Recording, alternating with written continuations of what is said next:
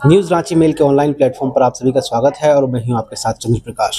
बाल विवाह समाज के लिए एक अभिशाप बन चुका है। आपको बताते चले सरकार के द्वारा विभिन्न प्रकार की योजनाएं निकाली जा रही है, जिसमें बाल विवाह है जो उसको रोकथाम के लिए वो आ गया है। इसी के साथ आपको बता दिया जाए, स्पार्क एनजीओ जो है उनके द्वारा अवेयरनेस फैलाने को लेकर के एक बैठक भी आयोजन किया गया। साथ ही यहाँ पर अलग अलग क्षेत्रों से बच्चियों को बुलाकर उन्हें अवेयर भी करने की कोशिश की गई। हालांकि लगातार जो है स्पार्क एनजीओ जो है वो लगातार अपनी कार्यों से जो है सरकार को अवगत कराते आए हैं। हमारे साथ यहाँ पर स्पार्क एनजीओ के संस्थापक जुड़े हुए हैं। इनसे जानेंगे क्या कहेंगे। आज आप लोग यहाँ पर एक कार्यक्रम भी आयोजन किए हैं। जी, जी, बिल्कुल, धन्यवाद।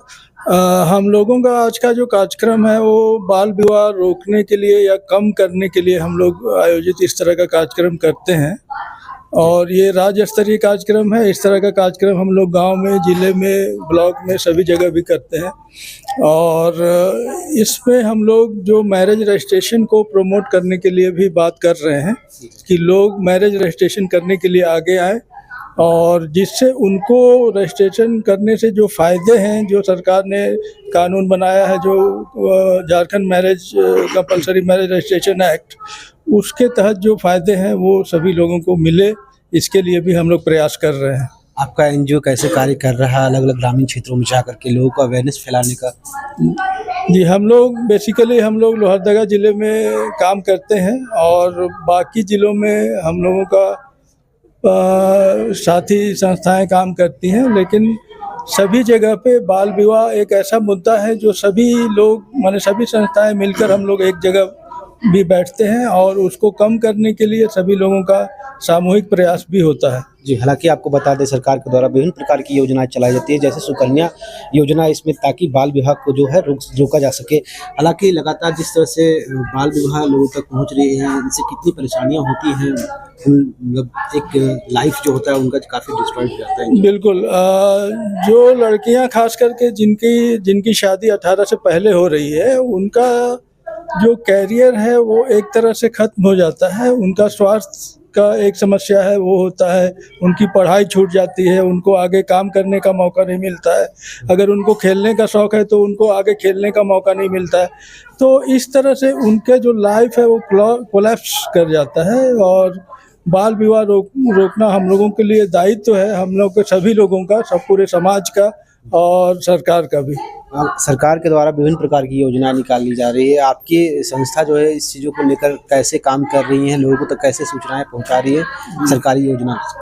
बिल्कुल, अभी हम लोगों ने एक पुस्तिका प्रकाशित की है जिसमें सरकार की जितनी योजनाएं हैं उसमें अंकित किया गया है और वो हम लोग गांव तक लोगों को तक पहुंचाते हैं और उससे हम लोग जोड़ने का भी प्रयास करते हैं। कितनी वर्षों से आपकी संस्था कार्य करी सामाजिक कार्यों को लेकर के अलग अलग प्रकार से, और क्या कुछ ऐसी महत्वपूर्ण कार्य किए हैं आपकी जो स्पार्क एनजीओ है?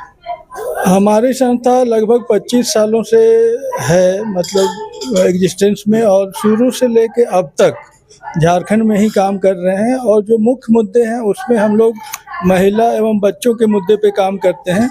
महिलाओं का जैसे पहले हम लोग एसएचजी ग्रुप और उनको रोजगार से जोड़ना, उनको शिक्षा से जोड़ना और इस तरह के कार्य हम लोग कर रहे थे। अभी हम लोग किशोरियों के साथ भी काम कर रहे हैं ताकि बाल विवाह को हम लोग रोक सकें। जी, हमारे साथ और कुछ लोग भी रहेंगे, उनसे बात करने की कोशिश करेंगे, एनजीओ के सदस्य। हाँ जी, बिल्कुल। जैसे कि जो चाइल्ड मैरिज है वो काफ़ी हाई प्रेवलेंस है झारखंड में और इसका कोई एक सटीक डाटा हमारे पास या सरकार के पास अगर आप चाहेंगे तो वो मिलेगा नहीं, क्योंकि कोई रिकॉर्डिंग है नहीं कि क्या हो रहा है, नहीं हो रहा है। लेकिन अगर ये मैरिज रजिस्ट्रेशन जब होता है तो एक ये प्रॉपर डॉक्यूमेंट के तौर पे काम आएगा, आपको पता चलेगा कितने मैरिज रजिस्ट्रेशन हो रहे हैं। दूसरी है कि इसमें जो लीगल एज को बताया गया है कि उस लीगल एज में आके मैरिज हो रही है तो वो वैलिड मानेगा।